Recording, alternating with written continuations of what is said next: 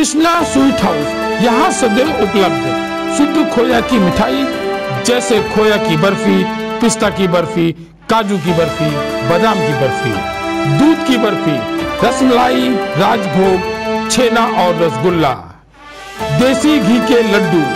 यहाँ पर बैठने की उचित व्यवस्था, साफ सुथरा स्थान, शुद्ध वातावरण। Krishna sweet house, railway crossing, Patel Nagar, Rama Devi, Kanpur.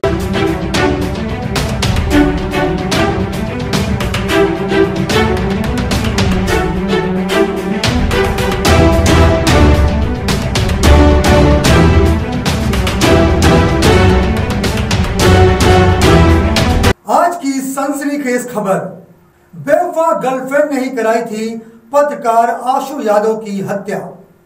Uttar Pradesh के कानपुर में हुई पत्रकार की हत्या उसी की गर्लफ्रेंड ने कराई थी। इस राज का पर्दाफाश किया है बर्रा थाने की पुलिस ने, जिन्होंने मुख्य हत्या आरोपी के साथ उसके साथियों को गिरफ्तार किया है, लेकिन हत्या में शामिल गर्लफ्रेंड अभी भी फरार है।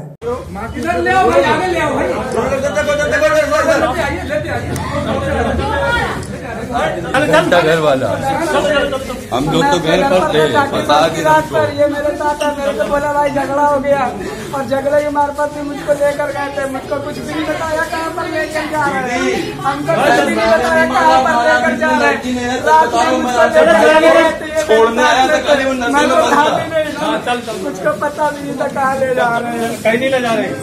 और टीम आ जाओ, पूरी आ जाओ साथ में।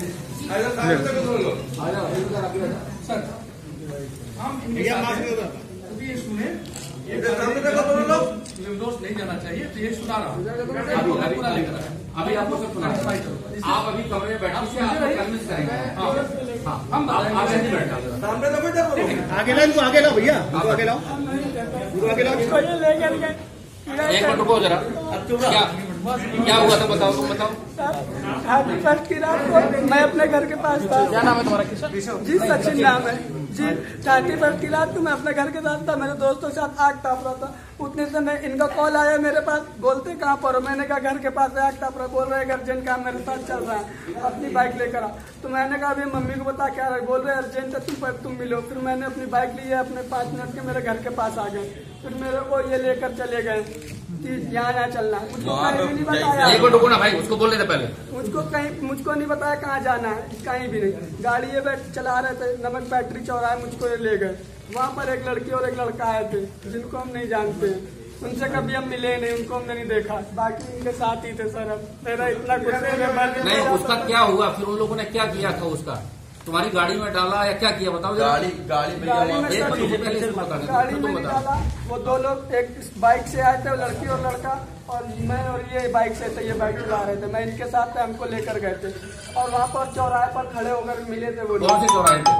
वो चौराहा पर मस्तानपुर जो भी चौराहा था, उस चौराहे पर वो लोग आए।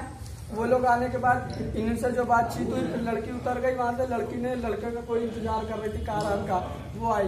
फिर लड़की कार में बैठकर चली गई थी घर, मतलब कहीं पर। हम लोग को वहीं रोक दिया था, हम और ये, और वो एक लड़का और था मोटा से, क्या नाम? अमित, वो था। वहाँ पर रोक दिया हम 3 लोग। लड़की कार से चली गई थी। फिर हम लोग बाद में गए थे।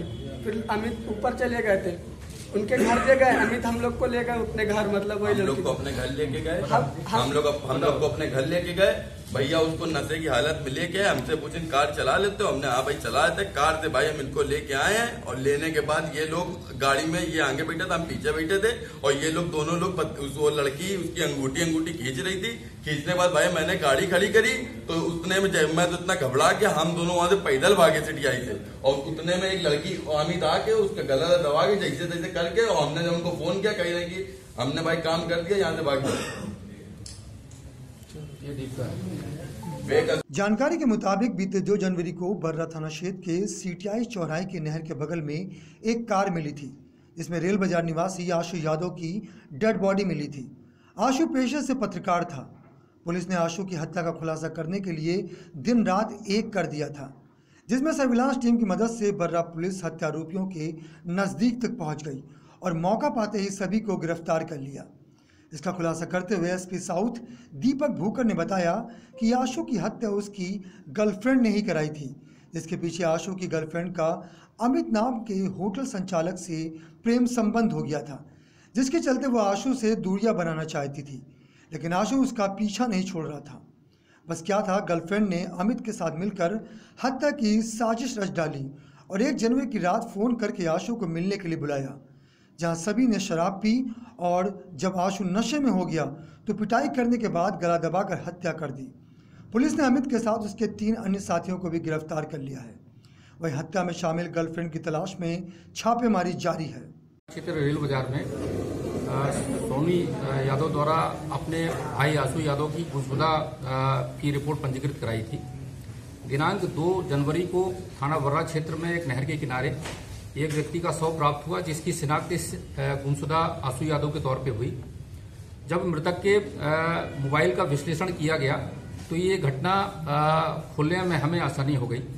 इस घटना को आशु यादव की मर्डर की घटना को अंजाम देने में और उनके डेड बॉडी को छुपाने में 4 लोगों ने मिलकर इस घटना को अंजाम दिया है। इसमें 2 लोगों को पुलिस ने गिरफ्तार किया है। इसके जो प्राइम जो एक्यूज्ड हैं वो दीपिका शुक्ला, जो थाना क्षेत्र सिवली कानपुर देहात की रहने वाली हैं, और उनके वो जिनके साथ रह रही थी इस समय अमित गुप्ता। ये दोनों ही लोग थाना सिवली से दीपिका और अमित गुप्ता जो थाना हरवंश मॉल से हिस्ट्री सीटर भी हैं, और अमित गुप्ता वर्ष 2006 में डकैती विथ मर्डर में जेल भी गए थे। तब से आजीवन कारावास की सजा भुगत रहे थे। इन्होंने अपने 2 साथी किशन वर्मा और सचिन वर्मा के साथ, जो जूहीलाल कॉलोनी किदवई नगर के रहने वाले हैं, इस घटना को अंजाम दिया है।